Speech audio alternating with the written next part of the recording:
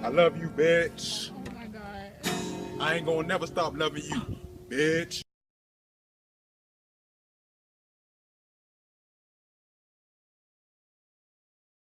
Yo team, welcome back to Okamizu. Lupin III, The Castle of Cagliostro is a 1979 Japanese film based on the titular manga of the same name, Monkey Punch's Lupin III. The Castle of Cagliostro, alongside parts 1 and 2, though it was only 2 episodes of part 2, were directed by Hayao Miyazaki. If you guys aren't familiar with Miyazaki, he did a ton of stuff for Studio Ghibli. Most importantly, at least for this video, the original soundtrack for the Castle of Cagliostro was composed by Japanese jazz musician Yuji Ono, and alongside several Lupin III projects, Ono's discography includes Sound Adventure Act 1 from 1975, The Inugamis from 1976, Space Kid from 1978, Silent Dialogue in 1979 alongside Masu Matsuda, Cosmos 1981, and Lifetide from 1982, among others. Also, I wanted to mention that this will be a spoiler-free video so that you can still go out and be surprised by it like I was. And a good way to do that is on Netflix, actually. That's where it's at. And you can also see both the original Japanese and 2000 English dub, so it's whatever you want to do.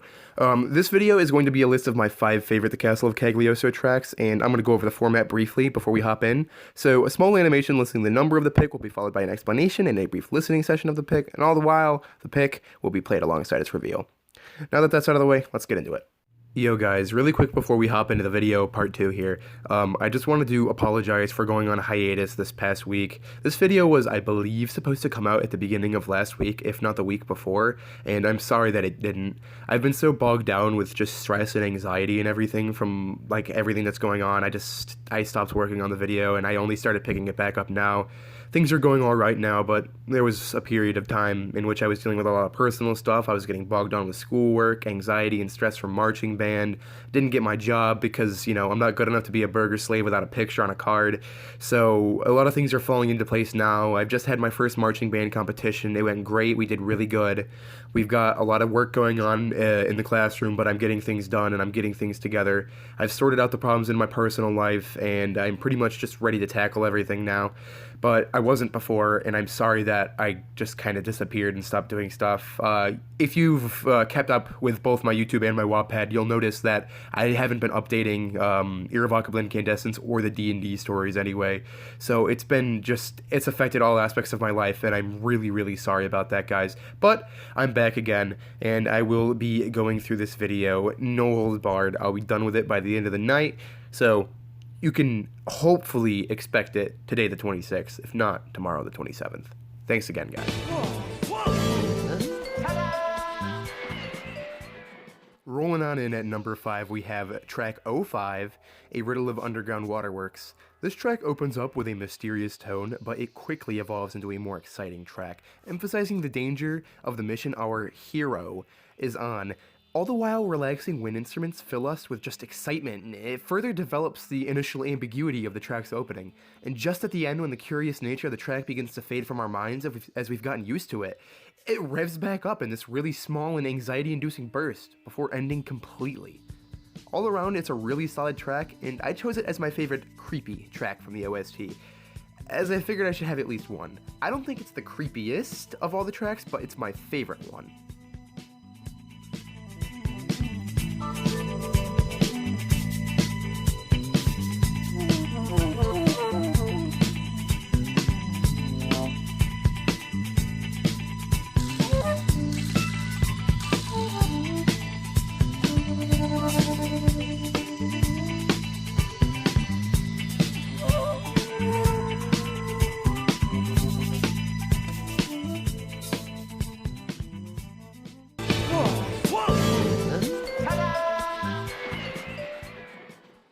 Let's keep it moving here with number 4, which is actually going to be number 12, Tropical Wave. This track opens up with a tropical, mellow vibe, as to be expected, and it soothes the soul. The quality is retained throughout. But around the 20-second mark, the track takes a slight melancholy tone alongside its roots, before releasing a satisfying and jazzy saxophone solo. This tone is retained all throughout the track, before ending in a beautiful decrescendo. Mostly, my love for this track comes from 3 factors. 1, it's relaxing. 2, I love the saxophone family. I play the alto sax. 3, its second half reminds me a lot of Trigun. By the way, Trigun is a really good anime and manga. I highly recommend both, especially episode 2 of the Trigun anime, which is non-canon filler, but is very good nonetheless, excellently capturing the atmosphere of a good mystery.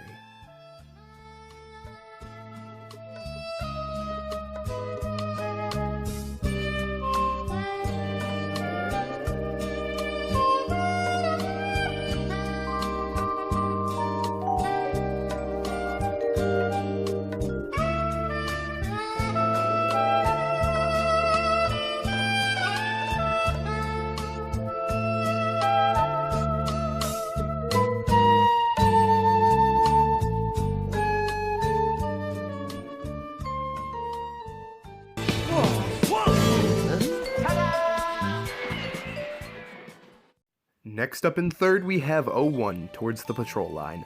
This is both the very first song you heard in the video, because it is the song I'm using in the animation, and it is the very first song we hear in the Castle of Cagliostro as well. And it's probably the most memorable and iconic of all 17 from the OST, though it could be argued Fire Treasure is more iconic because there are half a dozen versions of it. Anyways, Towards the Patrol Line is a multi-stylistic track and is a weird mix of techno and jazz. It starts off in an exciting manner before calming into a catchy, memorable, jazzy techno track with great transitions and moments of change. All in all, it's one of the more sound tracks in the OST. It identifies itself and it stays true. The various falls in the song and dynamic builds are extremely well placed and do the track unprecedented justice.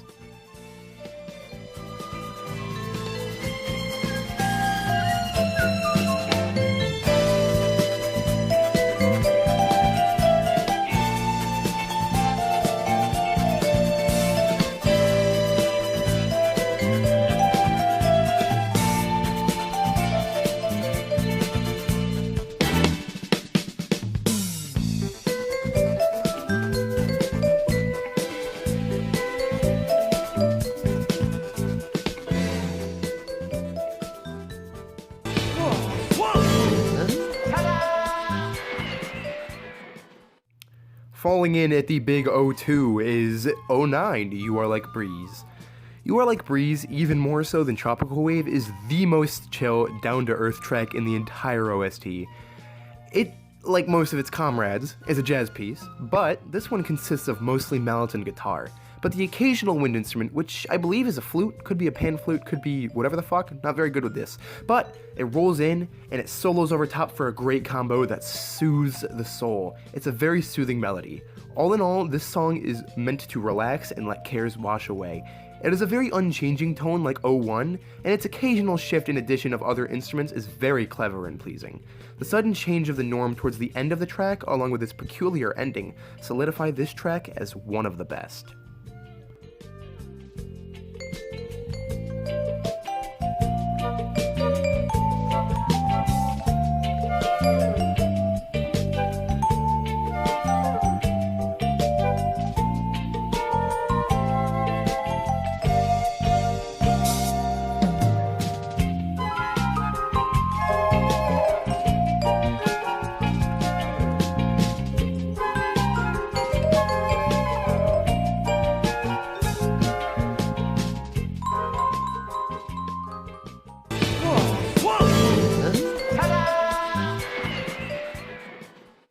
Coming in at the big gold medal, or platinum, depending on who you ask, sometimes emerald, or gold emerald, or S plus, or S++, or A plus, or A++.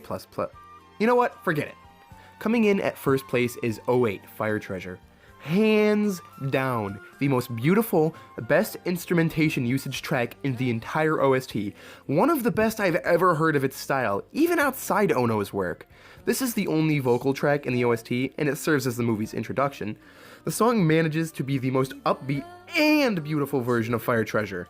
Another impressive feat for jazz-related styles. Also, the fall and the entry of the high wind, piccolo maybe, at 150 is a beautiful transition I find myself whistling to every single time. The vocalist has a great voice as well.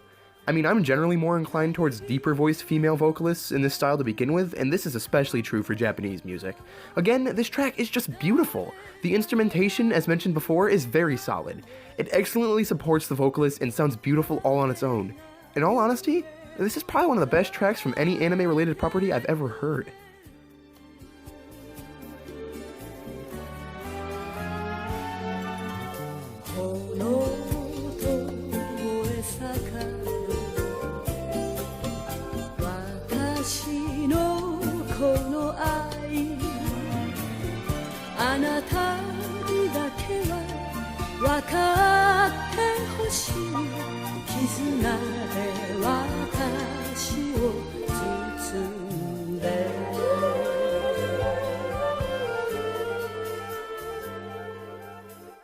Hey guys, right before the end here, I just wanted to say thanks for rolling along with me, and if you've made it this far, I know this was a little different for me, as I just spent the last 11 minutes nerdgasming over the soundtrack from an obscure 1979 anime movie, but I really enjoyed making this video, so I hope you guys enjoyed watching it.